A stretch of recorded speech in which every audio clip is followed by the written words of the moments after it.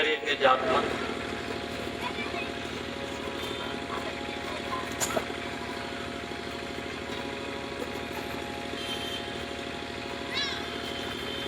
मनुष्य की संभावनाओं के तीन तल।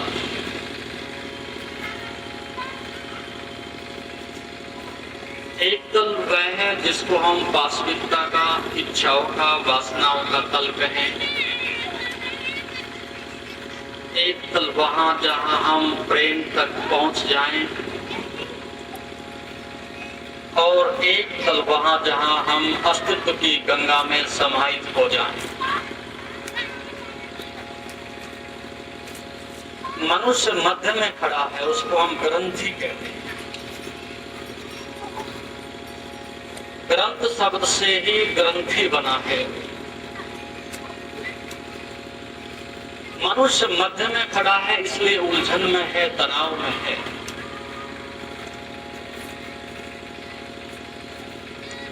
मनुष्य का जैसा मन है,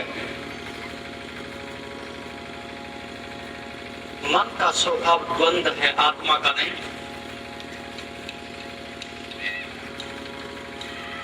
तो मनुष्य को तीन हिस्सों में बांट दिया गया, और ठीक मध्य में आपके हृदय। हृदय रूपी ग्रंथि यदि खुल जाए,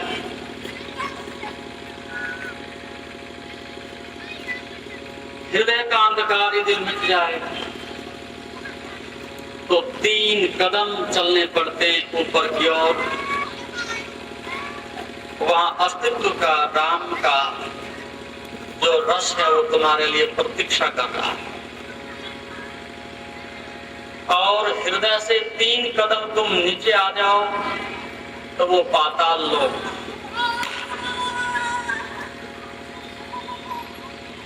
वो वास्तविकता का, जानवरों का लोक। जो व्यक्ति हृदय से नीचे उतर जाता है, वहां कूड़ा, कचरा, विकार, इच्छाएं, वासनाएं, जो कुछ हो, इतना तनाव में है, इतने तनाव में जानवर भी नहीं, पक्षी भी नहीं। आपने कभी देखा किसी जानवर को तनाव में? पक्षी चहचहाते हैं।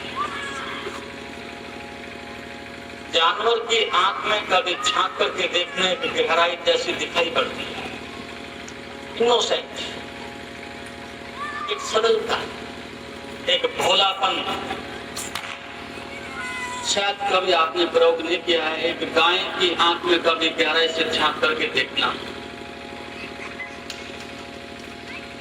धीरे धीरे आपको लगेगा कि उसमें डूबते चले जाए। लेकिन मनुष्य की आंख में तुम कभी झांको तो शायद भय लगता है। मनुष्य मनुष्य तो मिलता है, लेकिन आंख में कभी झांकता है? ऊपर से नीचे तक देख करके मनुष्य को आगे बढ़ जाते हैं, लेकिन थोड़ी देर के लिए किसी की आंखों में झांकना मनुष्य के लिए बहुत कठिन। ये प्रयोग करने जैसा है। मनुष्य तिलमिला जाएगा, थोड़ी देर के बाद घबराहट होकर के हाथों में कपकपी पैदा हो जाएगी, क्योंकि आंख हमारे शरीर की सबसे अधिक संवेदनशील और पारदर्शी इंद्रिय है। सरकार को भी अंत में नियम बनाना पड़ा। 4-5 सेकंड से अधिक तुम एक तक किसी स्त्री की तरफ या पुरुष की तरफ को ना देख सकोगे, क्योंकि आंखें हमें अनावृत करती हैं। हम कितना भी अपना मौलिक चेहरा बनाने की कोशिश करें, कितना भी हम अपना मुखौटा लगा करके धोखा देने की कोशिश करें, लेकिन आंखें बहुत कुछ बता देती। बाहर के जगत में मनुष्य की क्या संभावनाएं हैं, क्या उसका स्वभाव है, क्या उसकी नियति है, कितना तनाव से, काम और क्रोध से भरा हुआ, कितनी कामुकता उसकी आंखों में झलकती है, वो आंखों की पारदर्शिता बहुत कुछ बता देती है। इसलिए प्रयोग करने जैसा है। कभी अपने बच्चे की आंख देखना, छोटे बच्चे की आंख, कितनी सरलता होती है, कितना भोलापन होता है, देखते देखते मन तिरोहित हो जाता है, डूब जाता है, उसमें एक निर्दोषता झलकती है। तो पता नहीं चलता कि तुम्हारे नीचे के जानवर कब आंखों में उतर आए। मूलाधार चक्र, स्वाधिष्ठान चक्र और नाभि चक्र, जहां आपके 3 तत्व, सबसे नीचे मोह, उसके बाद काम, इसके बाद क्रोध। 3 तत्व जिस व्यक्ति के जीवन में प्रबल हो वो मनुष्य रूप में भी जानवर है, 2 पैर का जानवर। ये ठीक से देखने की, विश्लेषण करने की और स्वीकार करने जैसी बात है। जिस व्यक्ति के जीवन में मोह और वासना और क्रोध ही उसका जीवन बन गया हो, उसको प्रभु ने एक अवसर तो दिया था, होकर के इस शरीर और जीवन समाप्त हो गया। तो पैर और आंखें मिल गई तो क्या हो गया। और मनुष्य में कितनी भिन्नता है ये भी तुम देख सकते हो। कहते हैं मनुष्य होनी बड़ी श्रेष्ठ, लेकिन नारेबाजी लगाने से कोई श्रेष्ठ नहीं हो जाता। स्वयं अपने आप में अपनी परिभाषा बना करके निकल जाओ और तुम लेबल लगा लो, घोषणा कर दो कि श्रेष्ठ कहने से कोई श्रेष्ठ नहीं हो जाता।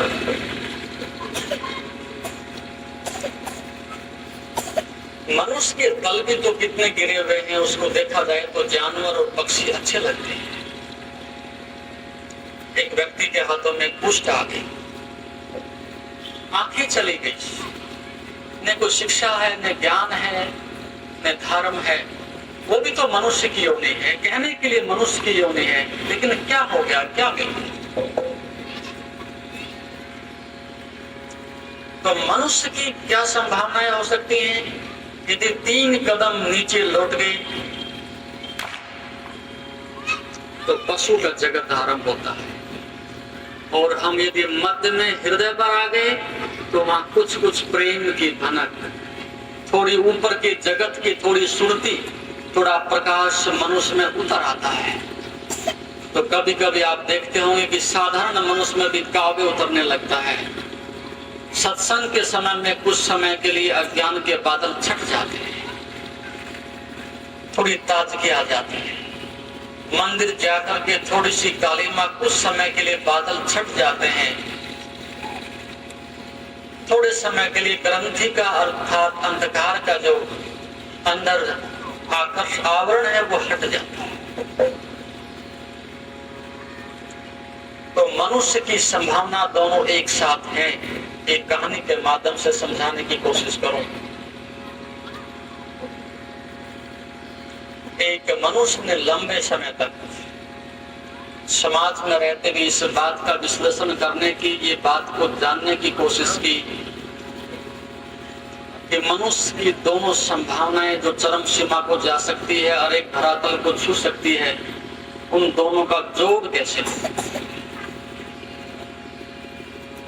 उस व्यक्ति के मन में आया कि मेरी एल्बम में सबके चित्र लगे हैं, लेकिन एक चित्र ऐसा हो कि जो भगवत सत्ता को उपलब्ध हो, जिसकी आंखों में वो प्रेम,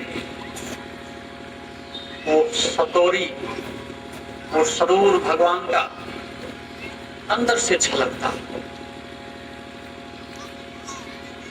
चित्र तो बहुत मिल गई, लेकिन शाश्वत प्रत्यक्ष रूप से ऐसा देख सकूं, इसकी खोज में निकला। मंदिरों में, गुफाओं में, जंगलों में, जहां भी संभावना हो सकती थी वहां सब जगह प्रयास किए, लेकिन विफल रहा। तुम भी ढूंढने के लिए निकल जाओ।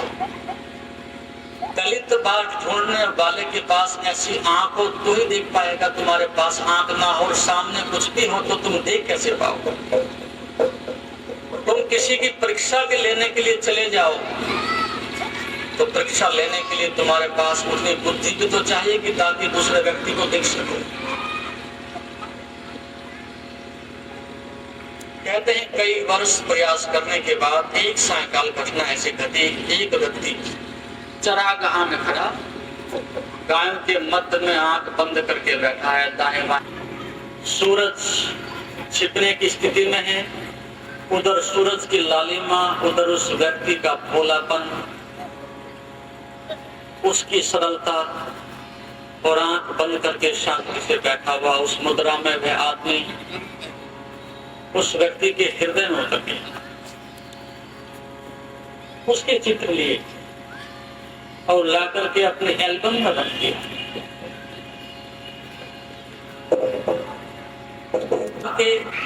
तुम कभी ऐसी रामलीला बना सकते हो?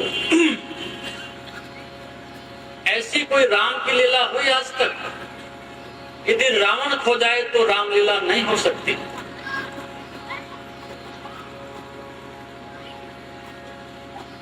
तो उनके मन में भाव आया कि राम तो आ गया लेकिन बिना रावण के अधूरा है। एक ऐसा चेहरा भी मेरी एल्बम में होना चाहिए कि जो क्रूर हो, निर्दयी हो, खूंखार राक्षस जैसा हो, तो ये एल्बम पूरी हो सकती है। और ऐसा व्यक्ति ढूंढना भी कोई आसान नहीं। साधारण आदमी तो किसी तल पर कहीं भी मिल जाए, लेकिन एक श्रेष्ठतम और एक निकृष्टतम दोनों की खोज करने को आसान नहीं। फिर इस व्यक्ति ने कई वर्ष लगाए, जहां भी ऐसे क्रूर और निर्दयी व्यक्ति हो सकता था, पागल खाने में जाए, चिकित्सालयों में जाए, वेश्यालयों में जाए, जहां भी संभावनाएं हो सकती थी उसने पूरे प्रयास किए। और कई वर्ष के बाद एक समय फिर ऐसा आया, एक जेल खाने से गुजर रहा था, निरीक्षण कर रहा था कि उन कैदियों को दिखाओ जो लंबे समय से यहाँ कैद में पड़े हैं, मैं उनके चेहरे देखना चाहता हूं। और जब वो शिकंजे पर पहुंचा, एक व्यक्ति की आंखें इतनी खूंखार, उनमें खून उतर रहा, उनका क्रोध बरस रहा, देख करके स्वयं भयभीत हो गया। चित्र लेना तो दूर, स्वयं ही भयभीत हो उठा, इस आदमी का चित्र लेना मुश्किल। वहां तक पहुंच गए। और जब वह चित्रकार उस व्यक्ति के चित्र निकाल रहा था, तो देखते देखते वो व्यक्ति चीख पड़ा और रोने लगा। उसने थोड़ा ध्यान से देखा, उसने कहा बात रोने जैसी क्या? उसने कहा शायद तुम्हें ख्याल ना हो, मैं तो तुम्हें अच्छी तरह से पहचानता हूं, शायद आप मुझे भूल गए। ठीक 20 वर्ष पहले उस संध्या के समय गायों के बीच में बैठा हुआ मैं वही मनुष्य हूं जिसके तुम चित्र लेकर के आए। और इसके बाद समय ने करवट बदली, मैं 3 कदम नीचे उतर गया और 20 लोगों की मैंने हत्या की। और उस हत्या ने मुझे यहां शिकंजों में ला करके खड़ा कर।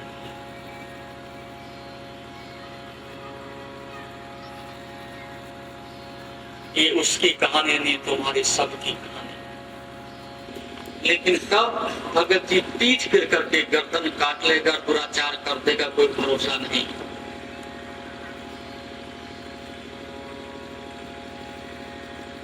अपने अपने अनुव्रत, अपने अपने छोटे छोटे चरित्रों को सब दबा करके बैठे हैं। एक दार्शनिक ने बड़ी ऊंची बात की कि यदि किसी व्यक्ति को ऐसी सिद्धि हो जाए कि वो अदृश्य हो सके, थोड़ा मेरी बात ध्यान से सुनना, किसी व्यक्ति को ऐसी सिद्धि हो जाए कि वो अदृश्य हो सके, दूसरों को तो वो देख सके लेकिन कोई उसे ना देख सके, तो क्या ऐसा आदमी ईमानदार हो सकेगा? क्या ऐसा व्यक्ति चरित्रवान हो सकेगा? क्या ऐसे व्यक्ति के मन में बेईमानी ना आ सकेगी? तुम ही सोचो, तुम में से किसी व्यक्ति को ऐसी सिद्धि दे दी जाए, तुम किसी के घर में घुस जाओ और तुम भर देखो, तुम्हें कोई ना देख सके। तुम जाके सीधे बैंक में घुस जाओ, तुम्हें कोई ना देख सके और तुम अदृश्य बने रहो। तो मैं एक प्रश्न पूछना चाहता हूं, क्या तुम नैतिक बने रहोगे? रात को जाके फिर सोचो। ये तो मजबूरी है, सरकार का शिकंजा है, कोर्ट कचहरी बैठी है, समाज बैठा है। लेकिन यदि ऐसा घटित हो जाए, तुम किसी की पत्नी ले भागोगे, किसी की गाड़ी ले भागोगे, किसी का बैंक लूट करके भागोगे, क्या तुम्हें कोई रोक सकेगा? वो भगत जी जैसा ना रहेगा, वो देखने वाला साधु पुरुष जैसा साधु पुरुष ना रह सकेगा। मन में तो हमारे कई बार अभी भी होता है।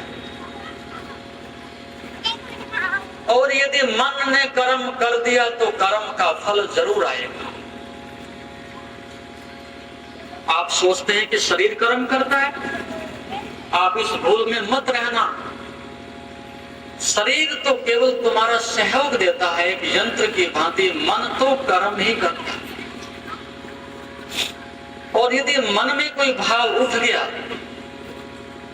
तो उसका फल, उसके फल अनिवार्य है, वो लगेंगे। तुम नहीं कर पाए द्रौपदी को नग्न, लेकिन मन में तो कर ही डाली। नग्न नहीं हुई, अस्तित्व बीच में आ गया, उसका भी अस्तित्व है, लेकिन तुम्हारे मन ने तो कर्म कर ही डाला। आप वैशाल्य तक ना पहुंचे, तुम्हारा मन पहुंच गया तो कर्म हो ही गया। अब तुम कहां तक बचे? इसलिए तो मैंने सुबह कहा कि कर्म के रहस्य को बुद्धि जन लोग भी नहीं जानते, साधारण आदमी की तो बात है। कोई व्यक्ति यहाँ बैठा हो ऐसा जिसने अपने जीवन में चोरी ना की हो, व्यभिचार ना किया हो, बहुत मुश्किल है।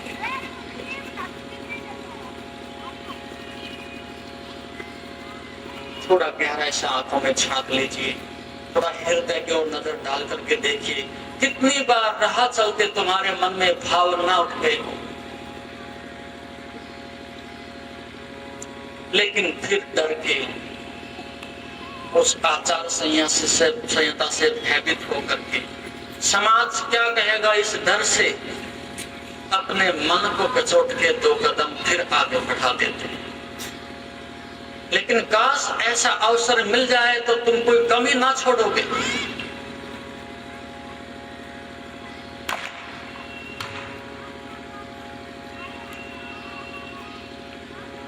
तो मनुष्य की संभावनाएं, मैंने कहा परसों, अपने प्रति ईमानदार होना बहुत कठिन है। तो यदि मन वहां पहुंच गया तो फिर हो गया। चोरी तुम ना भी करते और तुम्हारे मन में चोरी का भाव आ गया तो चोरी हो गई।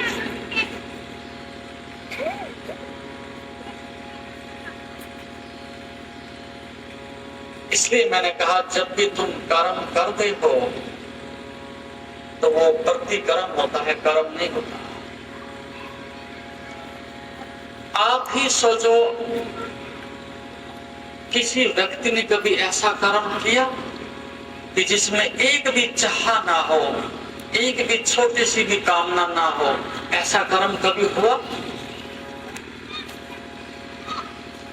ये आध्यात्मिक सूत्र हैं, ध्यान से इनको सुनिएगा, ये कहानी नहीं कह रहा हूं। अब तक तुम लोगों ने इतने कर्म किए होंगे, बिना कर्म के तुम हो भी नहीं सकते। तुम बैठे बैठे ही कर्म करते हो, ये भी नहीं तुम रात को सपने में भी कर्म ही करते हो। कर्म का गहन संसार तुम्हारा बराबर चलता ही रहता है। और इतने अपार कर्मों में जो तुमने 20-30 वर्षों में किए हैं, एक व्यक्ति भी मुझे सामूहिक रूप से नहीं तो अकेले में आकर के बता दे, भूल चूक से भी बता दे कि ये एक कर्म मेरे जीवन में ऐसा हुआ जिसमें कामना नहीं थी। और कर्म योग का अर्थ है कर्म ऋण वासना इजिकल टू कर्म योग। कर्म में से वासना गई तो ही कर्म हुआ।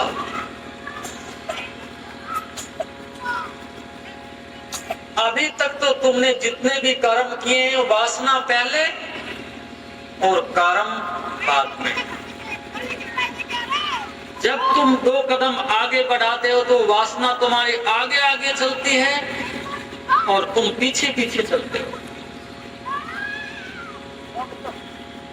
यदि तुमने इस एक बात को समझ लिया तो सारे शास्त्र के सार को आज ही समझ जाओ।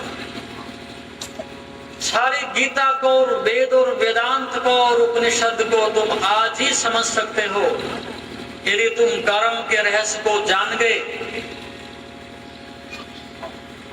तो तुमने संसार का संपूर्ण ज्ञान ही आज पूरा कर और कुछ जानने को शेष नहीं रहता। इस कर्म की भक्ति पर ही तुम तप करके उस परमात्मा के द्वार तक पहुंच सकोगे। यदि कर्म ही ठीक नहीं तो तुम क्या आशा करते हो कि फल अच्छे लगेंगे? और जब वो कड़वे कड़वे फल लगते हैं तो तुम रोते हैं, चीखते हैं अपने भाग्य को, पड़ोसी को, धर्म को, मंदिर को। जब फल आते हैं तब हमें पता चलता है, जब हम बीज बो रहे होते हैं तब हमें पता नहीं चलता। ऐसा हुआ, एक व्यक्ति को लंबे समय तक संतान नहीं हुई थी, बहुत परेशान। जहां जहां लोग कहते वहां जाता आशीर्वाद लेने के लिए, दवाई लेने के लिए, विफल हुआ। अंत में एक डॉक्टर ने सलाह दी कि तुम बंदर की ग्रंथि लगवा लो।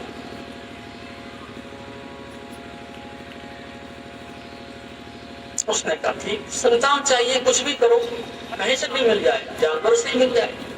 आदमी काम नहीं आता, जानवर काम आ जाए तो भी मैं संतुष्ट हूं, बच्चे तो हों। कहते हैं ग्रंथि बंदर के लगवा दी गई और कुछ समय के बाद स्त्री प्रेग्नेंट हुई और वो बहुत खुश हुआ। धीरे धीरे समय नजदीक आया, डिलीवरी के लिए जैसे उनको एडमिट कराया तो दरवाजे से लगा हुआ खड़ा है, प्रतीक्षा कर रहा है डॉक्टर कब आकर के समाचार दे, लड़का है कि लड़की। बहुत देर के बाद पसीने में लथपथ घबरा गया, डॉक्टर बाहर आया। उसने पूछा क्या बात है, सब ठीक तो है बालक? उसने कहा बाकी तो सब ठीक है। बोला लड़का है कि लड़की? बोला यही तो परेशानी मुझे हो रही है। बोला क्या? वो तो बच्चा बाहर निकलते ही पंखे की सीलिंग पर बैठ गया, वो नीचे उतर ही नहीं रहा, पंखे की सीलिंग पर जा बैठा।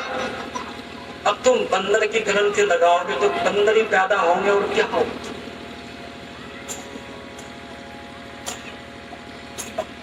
अब जब तुम वासना से, इच्छा से, कामना से कर्म करोगे तो फल तो बंदर जैसे ही आएंगे, तो मनुष्य जैसे कहां से आएंगे?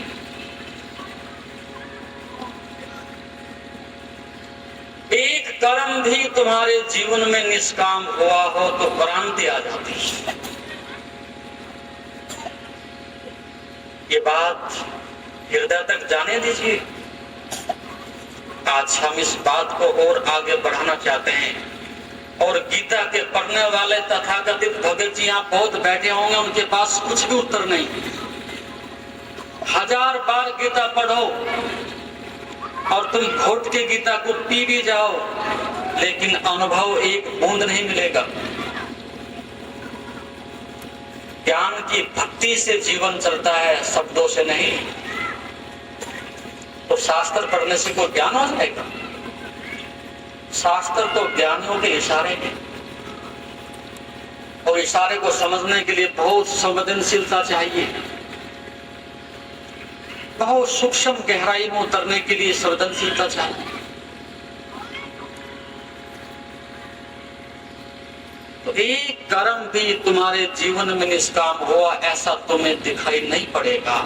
चाहे तुम्हारा बेटा है, पत्नी है, मित्र है, पड़ोसी है, मस्जिद है, मंदिर है, गुरुद्वारा है, दान है, दक्षिणा है, तप है, व्रत है, अनुष्ठान है, पूजा है, जो भी कहिए, कुछ ऐसा कोना मुझे बताओ कि जहां तुम्हारी कामना के और वासना के हस्ताक्षर नहीं है। इसका अर्थ यह हुआ अब तक जो किया वो व्यर्थ है, क्योंकि कामना का जहर तुम कुछ भी करो सबको विषाक्त कर देता है। प्रतिकर्म हुआ, दिया जरूर लेकिन लेने के लिए दिया। 10 करोड़ रुपए कमाए, उसमें से 1 लाख रुपए जो हम दे रहे हैं तो इसलिए दे रहे हैं कि वो 20 करोड़ हो जाएं। इसलिए देने के लिए कब दिया तुमने कि हम मात्र दे रहे हैं, प्रभु की कृपा है, देना मेरा उत्सव है, देना मेरा आनंद है, मात्र देने के लिए देना। लेकिन जो पीछे से आ रहा है उसकी तुलना में तुम दे रहे हो, स्रोत बंद हो जाए आने का तो तुम दूसरे का छीन सकते हो। एक समय तक कमाने में, इकट्ठा करने में आनंद आता है मनुष्य को, और जब ओवरफ्लोइंग हो जाती है तब लगता है चलो थोड़ा सा बाहर भी दे दें, फिर उसको बांट के थोड़ा सा मन आनंदित होता है कि ताकि 10 आदमी तो कहें कि भगत जी है, दानी है, दानवीर है। जब इकट्ठा कर रहे थे तो भी कामना थी कि यश मिल जाए। तुम अच्छा मकान अपने लिए कम, दूसरों को दिखाने के लिए ज्यादा। तुम इतनी अपार संपदा इकट्ठी करते हो अपने लिए कम, दूसरों को नीचा दिखाने के लिए ज्यादा। तो जब आप इकट्ठी कर रहे थे तब मन में ये भाव था कि दिखाई दूंगा, और जब ज्यादा इकट्ठी होती है तो फिर दूसरा तरीका ये है कि अब दान देकर के भी दिखाएं, उसमें भी दिखावा ही करते हैं। निष्काम कर्म क्या संभव है? ये प्रश्न बार बार सबके मन में उठता है। क्या ऐसा कोई कर्म, ऐसा कोई प्योर एक्ट हो सकता है कि जिसमें 1% भी कामना ना और कर्म से बाहर निकल जाए? लगभग असंभव लगता है।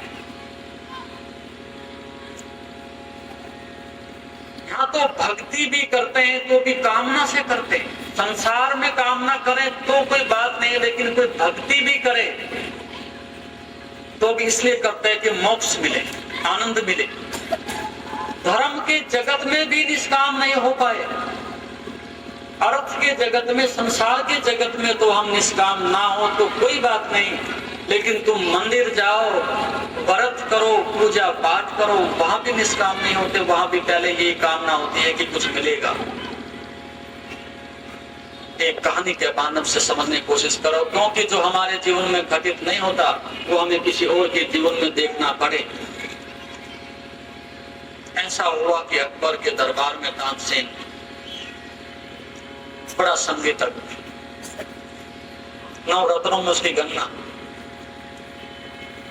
एक रात जब अकबर उनको सुन करके वापिस महल में लौट रहा था, उसके मन में एक भाव उठा कि इससे बड़े श्रेष्ठतम संगीतक को आज तक मैं सुना नहीं, सुन सकूंगा ऐसी संभावना नहीं। इतना बड़ा संगीतकार है, इतना बड़ा गायक है, लेकिन फिर भी कोई तो गुरु तो होगा। जब शिष्य में इतनी बड़ी कला है तो जरूर गुरु में कोई बड़ी कला विकसित हुई होगी। जब गुरु का ज्ञान इतना बड़ा है और शिष्य की कोई तुलना नहीं, उसके जैसा कोई देखा नहीं, तो गुरु गुरु होता है। उसके मन में भाव उठा कि इनके गुरु को देखा जाए, कोई गुरु होगा। तो सुबह आकर के पूछा कि तानसेन तुम्हारा कोई गुरु है? उसने कहा बिना गुरु के ज्ञान कहाँ मिलता। उनके चरणों में बैठकर के सीखा। बोले फिर आप मुझे अपने गुरु के दर्शन कराओ। मैं भी उनको सुनना चाहता हूं, आप उनको दरबार ले आओ। उसने कहा ये बात बहुत मुश्किल, वे दरबार नहीं आ सकेंगे। उसने कहा जो तुम कहोगे वही दे दूंगा। बोले यही तो समस्या, वो कुछ भी नहीं चाहते इसलिए नहीं लाया जा सकता। उन्होंने कहा आपसे अच्छा गाते हैं, आपसे अच्छा बजाते हैं। उन्होंने कहा मैं उनके पैरों की धूल भी नहीं, मैं उनके चरणों में बैठ सकूं इसके भी योग्य नहीं। आप तो कहते बजा पाऊं। उनके मन में लोग पकड़ा। उसने कहा यदि वो नहीं आते तो मैं ही चलूं। उसने कहा ऐसा चलने में गुसार नहीं, तुम कहोगे वो गाएं, ऐसा नहीं। वो गाते हैं, कोई सुन ले बात और, लेकिन तुम जाके कहो कि गाएं, वो ना गा सके। वो अपनी मस्ती में और गा रहे हो, तुम चुपके से कहीं सुन लो तो बात अलग। इसलिए ठहरो, मैं जाता हूं, पहले पता करता हूं कि कब वो उठते हैं और कब बजाते हैं। पता किया, रात 3 बजे यमुना के किनारे झोपड़ी पर रहने वाले उनके गुरु हरिदास वो बजाते हैं। आके अकबर से कहा कि रात को 3 बजे चलना होगा, तब उनको सुन सकते हैं। उसमें कोई बात नहीं, रात भर भी जगूंगा, लेकिन सुन। जब का राजा उठ करके रात के 3 बजे किसी को सुनने गया हो, इतिहास में कभी नहीं हुआ होगा। आकर्षण इतना था। जाकर के झोपड़े के साथ लग करके बैठ गए और ठीक 3 बजे हरिदास ने आंखें बंद करके उस अस्तित्व में विलीन होकर के जब गाना और बजाना आरंभ किया तो घंटों निकल गए। अकबर की आंखों से अश्रुपात ही होता। इतना प्यारा था, इतना मधुर था वो संगीत, सराबोर हो गया। कुछ समय के लिए वो समाधिस्थ हो जाता है, श्वासें रुक गई। और जब संगीत बंद हुआ, चुपके से धीरे धीरे वहां से वापस लौटे। रास्ते भर अकबर एक भी शब्द नहीं बोला। जब द्वार में प्रवेश कर रहे थे, उसने कहा झांक करके उनकी तरफ को कि तानसेन, मैं तो सोचता था तेरे से बड़ा कुछ संगीत तक नहीं, लेकिन तुम हो कहां? ये बात तो बता कि गुरु इतना ऊंचा गा लेता है, इतना बड़ा संगीत उसका है, तुम्हारा ऐसा संगीत क्यों नहीं हो सका? बोले बात तो सीधी है, इसमें कहने के लिए कुछ भी नहीं। उन्होंने कुछ पा लिया है इसलिए गाते हैं, और मैं कुछ पाना चाहता हूं इसलिए गाता हूं।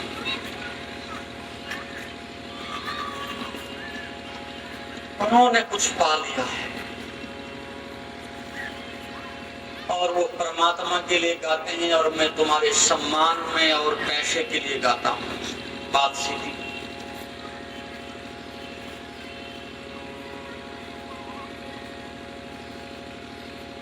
तो कारम का रहस्य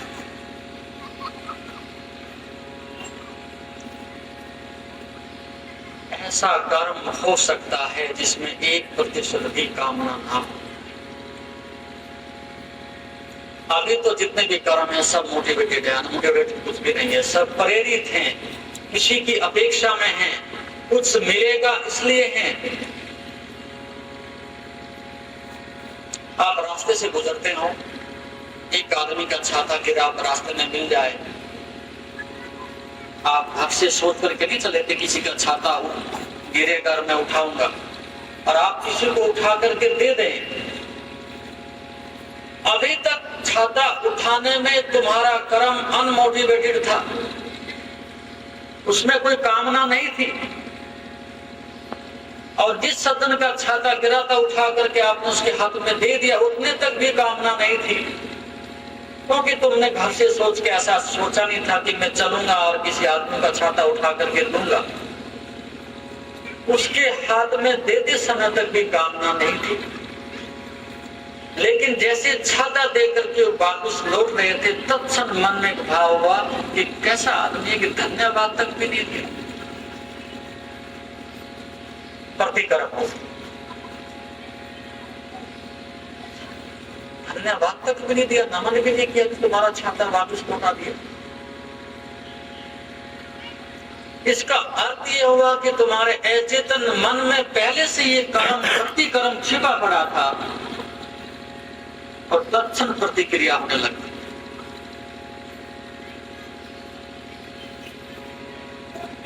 तो कर्म तो आप में करना ही है,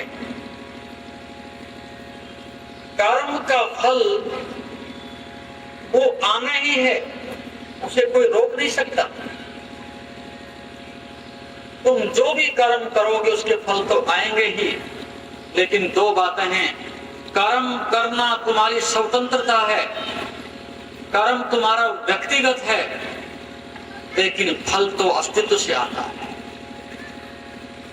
तुम अपने अनुसार कर्म को ले आओगे, ये तुम्हारे अधिकार क्षेत्र से बाहर की बात है, भूल जाइएगा।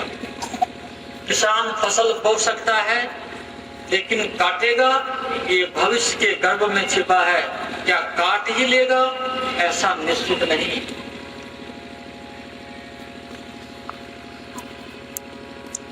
तो क्या करता है, प्रतीक्षा कर सकता है। और जब प्रतीक्षा करनी है, कर्म का फल अपने से आएगा, तो फिर बेचैनी करने की, घबराहट पैदा करने की, जल्दबाजी करने की जरूरत क्या है? क्या तुम ऐसा नहीं कर सकते कि कर्म कर दिया जाए, इसके बाद हम प्रतीक्षा कर सके, और मिल जाए तो ठीक, ना मिल जाए तो ठीक। जैसे ज्वारी दांव पर सब कुछ लगा करके पल्ला झाड़ के खड़ा हो जाता है, जीत होगी तो ठीक और हार होगी तो ठीक। तुमसे तो कम से कम ज्वारी भी ठीक है। इतना रिस्क लेता है, इतना साहस उठाता है, दांव पर लगा के बैठ जाता है कि हो जाएगा तो ठीक, ना हो जाएगा तो ठीक। तो कर्म जो तुमने कर दिया, जो तुम्हारे मन से निकल गया, उसके फल तो जरूर आएंगे। कर रहे हो, फल तो जरूर आएंगे, लेकिन फल आने से पहले जितनी तुम पीड़ा पाओगे, जितना तुम दुख भोगोगे, जितने तुम तनाव से गुजरोगे, वो बहुत महंगा पड़ेगा। वो फल क्या हुआ, वो तो कुफल हो गया। वो तो सुख क्या लेके आएगा तुम्हारे लिए, एक दुख और पीड़ा का ऐसा तारतम्यता बन गई कि तुम बराबर उस दुख से, पीड़ा से गुजरोगे। वो कर्म तुम्हारा पुण्य ना बना पाप हो। तब मिलेगा, तुम बैठ के राह देखते हो, और जब तुम्हें पता है कि फल लगेंगे और मैं नहीं लगा सकता, अस्तित्व से आएंगे, तो हम यह भी कर सकते हैं कि आ जाए तो ठीक, ना आ जाए तो ठीक। यदि तुम ऐसे कर्म को, जिसमें 1% की कामना ना हो, ऐसा कर्म हो सकता है, तो ऐसा कर्म भविष्य के लिए प्रतीक्षा करने की जरूरत नहीं, अभी और यही मुक्ति है। ऐसे कर्म के लिए, भविष्य के लिए प्रतीक्षा करने की आवश्यकता नहीं कि भविष्य में फल लगेंगे। यदि तुम कामना को गिरा दो और ऐसा फल तुम अभी कर सको, ऐसा फल नाउ एंड हियर, अभी और यही मुक्ति है।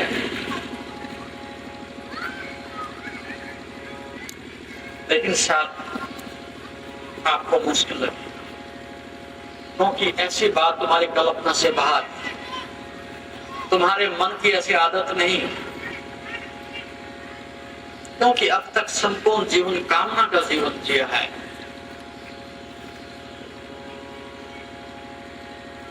लेकिन मेरे कहने से आप आरंभ करो, और बड़े बड़े कर्म से नहीं, छोटे छोटे कर्म से करो।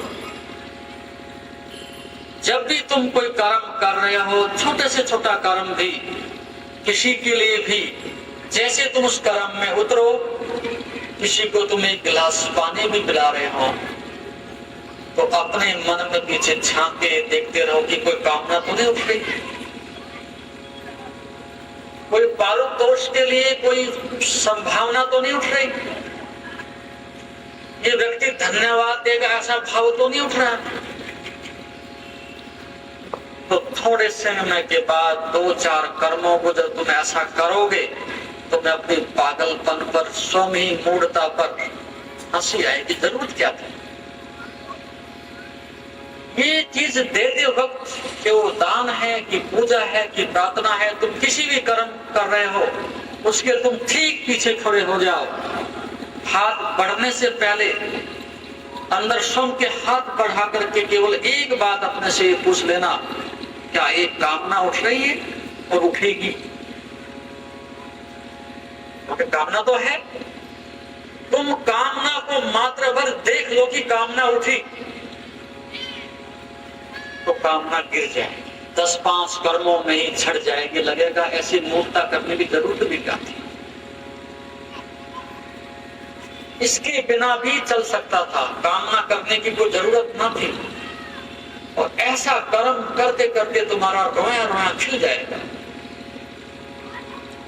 किसी गरीब आदमी को तुम एक पैसा हाथ पर रखते हुए मन में भाव तो करना कि देने में आनंद है, और मेरा नहीं था, कहीं से किसी ने दिया है, मैं तो यंत्र मात्र हूं, प्रभु ने मेरे तक पहुंचा दिया है, मेरा नहीं था, किसी के पास जा रहा है, शायद उसी का ऋण मेरे ऊपर होगा और आज मुझे प्रभु ने अदा करने का एक अवसर दे दिया। उसने कभी मेरे ऊपर परोपकार किया होगा, कभी किसी मुसीबत के क्षणों में मेरी सेवा की होगी, और आज प्रभु ने मुझे अवसर दे दिया है एक यंत्र बना करके कि मैं इसको वापस लौटा दूं, उसका है, मेरा नहीं। बीच में एक यंत्र बन गया, इंस्ट्रूमेंट बन गया, और देने में आनंद है, क्योंकि मेरा नहीं था। मैं तो क्षण भर के बाद मिट जाऊंगा, मैं तो यहाँ लहर की भांति कुछ समय के लिए खड़ा हूँ चौराहे के ऊपर, ये श्वास भी वापस नहीं लौटेगी, इसका क्या भरोसा। तो ऐसा भाव कि देने में आनंद है, और जो दे रहा हूं वो मेरा नहीं, वो प्रभु का है, और जिसके पास जा रहा है शायद उसका मेरे ऊपर कुछ होगा। इसलिए ऐसा नहीं कि कुछ दे रहा हूं उसको, उसने स्वीकार कर लिया उसका, इसलिए आभारी हूं। आप देखते हैं हमारे प्राचीन काल के शास्त्रों में हमारे पूर्वज और मनीषी, जब तुम्हारे घर में कोई ऋषि, महर्षि, महात्मा, साधु, सज्जन, अतिथि आता था तो आप भोजन कराते, और भोजन कराने के बाद फिर ऊपर से दक्षिणा भी देते। जब भोजन करा दिया तो उस दक्षिणा की जरूरत क्या रहेगी? भाई भूख लगी थी, भोजन मिल गया, ऊपर से वो 11 रुपए। उस 11 रुपए का मतलब ये हुआ आपने ये अतिथि सत्कार मेरा स्वीकार कर लिया, उसके लिए आभारी हूं, उसके लिए ऊपर से ये हो। ये आभार व्यक्त करने के लिए, धन्यवाद देने के लिए आपने मेरी सेवा को स्वीकार कर लिया, मैं आपका आभारी, मैं आपका ऋणी। और उल्टा है हमारा गणित, हम तो किसी को देते हैं तो जैसे कि किसी को ऋणी कर, किसी के ऊपर हम एहसान कर रहे हो, तड़फा तड़फा करके देते हैं, तो क्या ये को देना होगा?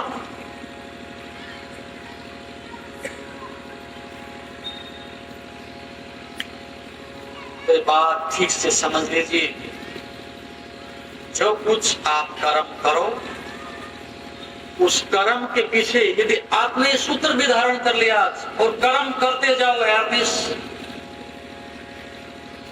तुम संसार में रह करके कर्म योगी बन जाओ।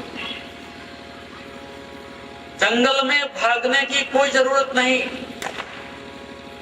मंदिर जा सको तो तुम्हारा चुनाव है, अन्यथा कहीं जाने की, कदम भी आगे बढ़ाने की जरूरत नहीं। कोई अनुव्रत, उपवास, व्रत कुछ करने की कोई जरूरत नहीं। यदि तुम इस कर्म के रहस्य को समझ जाओ और कोई भी कर्म और उसके पीछे तुम खड़े होकर के पर देख लो कि प्रभु ने मुझे यंत्र की भांति प्रयोग किया है और देने वाले ने स्वीकार किया है और प्रभु का है, मेरा नहीं। और मैं कहना चाहता हूं कि आप दिन भर तो भले ही ना करो, लेकिन मेरे कहने से एक व्रत तो लेकर के जाओ कि 24 घंटे में कम से कम एक कर्म तो ऐसा करेंगे जो अनमोटिवेटेड हो, जिसमें कोई भी प्रतिकर्म की, कोई आकांक्षा की, कोई कामना की, इच्छा की भावना ही ना हो और जानबूझ के करो। एक कर्म को ऐसा चुनूंगा 24 घंटे में, चाहे किसी को दान देने का हो, सेवा करने का हो, किसी गरीब की सेवा करने का हो, चाहे कोई भी कर्म हो, एक पौधे में पानी देने का हो, चाहे मंदिर में जाने का हो, चाहे व्रत रखने का हो, कोई भी कर्म एक 24 घंटे में तुम कर लो, तुम्हारा रोया रोया खिल जाए। यदि तुम्हें व्रत भी लेना है तो ये व्रत ले लो और बार बार अंदर झांक के देखते रहो, पीठ मुड़ने के बाद वहां से कि कहीं मन में किसी कोने में ऐसा भाव तो नहीं उठ रहा कि कुछ मिल जाए, ये आदमी धन्यवाद दे दे, जयराम जी की कर ले, मेरी प्रशंसा ही कर दे, दो शब्द मेरे लिए कह दे। और यदि वो कह भी रहा हो तो भी कहना कि इसका श्रेय मुझे नहीं है, ये प्रभु को स्वीकार है। उनके चरणों में जाए ये वंदना, इसके लिए मैं पात्र नहीं हूं, जिसने भेजा है ये उसी की स्तुति हो रही है, उसी की प्रार्थना हो रही है। मेरी क्या स्तुति, मेरी क्या प्रार्थना, मैं तो हूं यहाँ लहर की भांति, आज हूं कल नहीं हो जाऊंगा, तो किसकी स्तुति, किसकी प्रशंसा, किसका सम्मान है। यदि इस तरह का तुम कर्म कर सको, और कर्म तो तुम कर ही रहो, कर्म के बिना तुम रह भी नहीं सकते। तुम आंख बंद करके बैठ जाओ तो, और तुम आंख खोलो तो, तब भी कर्म का जो गहन जाल है वो आपके अंदर चलता ही रहता है। इसलिए मैं कहीं जाने के लिए नहीं कहता, और कुछ भी तुमसे भिक्षा नहीं मांगता, कोई दक्षिणा नहीं मांगता, कोई बड़ा उपदेश नहीं देता, कोई बहुत बड़ी तपस्या तुम्हें नहीं बताता, कोई संसार को त्यागने की बात में नहीं कहता। सब बना रहे बीच में तुम खड़े हो जाओ और मात्र तुम कामना को गिरा सको।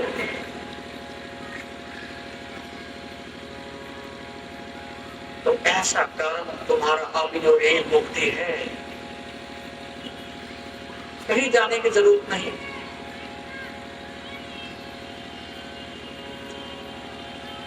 ये बात तुम्हारी समझ में शायद ना आ सके, तुम अनुभव से गुजरोगे और कुछ समय इसको तुम कर सकोगे बैठ करके, तो ही इसका तुम्हें पता चलेगा कि कितनी बड़ी बात है, कितना बड़ा रहस्य। एक बात तो ये पक्की कर लें, और एक बात इसके साथ दूसरी और, कम से कम 24 घंटे में आधा घंटे के लिए, 1 घंटे के लिए आंख बंद करके कोने में तुम कहीं भी बैठ जाओ, चाहे जंगल में हो जंगल में, ऑफिस में ऑफिस में, घर में हो घर में, मंदिर में हो मंदिर में, इतना समय तुम्हें प्रभु ने दिया है, तुम्हें सामने हो गए। तो जब कभी भी तुम्हारे मन में ऐसा भाव उठे, ये प्रयोग करने जैसा है, वैज्ञानिक प्रयोग है, यदि तुम फेल हो जाओ तो मेरे पास आ जाओ, ये फेल ना हो सकेगा। इसलिए तो मैं कहता हूं, क्रोध तो आज उठा, जल तो मैं अभी रहा हूं, और तुम्हारा तथाकथित धर्म कहता है तुम्हारे भाग्य में यही है, प्रतीक्षा करो, अच्छे अच्छे कर्म करो। अब तुम अच्छे कर्म जब तक करोगे उतने तक तुम्हें क्रोध पता नहीं जला करके। जैसा कि आप जानते हैं, शरीर को स्वस्थ और मन को शांत बनाने के लिए योग ही एकमात्र साधन है। जीवन को योगमय बनाने के लिए व योग दर्शन के मर्म को आत्मसात करने हेतु गुरुदेव के आशीर्वचनों को श्रवण करें। उनके द्वारा दिया गया मार्गदर्शन आपके जीवन में सकारात्मक बदलाव लाएगा। अगर आप पतंजलि योग दर्शन सीखना चाहते हैं और इस प्राचीन ज्ञान को अपने जीवन में शामिल करना चाहते हैं तो हमसे संपर्क करें। हमारे योग सत्र न केवल आपके शरीर को स्वस्थ बनाएंगे बल्कि आपके मन और आत्मा को भी संतुलित करेंगे। अधिक जानकारी के लिए हमें नीचे दिए गए विवरणों पर संपर्क करें। हमारे साथ इस योग यात्रा की शुरुआत करें और अपने जीवन को शांति और सकारात्मक ऊर्जा से भरें। धन्यवाद। आपका दिन शुभ हो। ओम नमस्ते।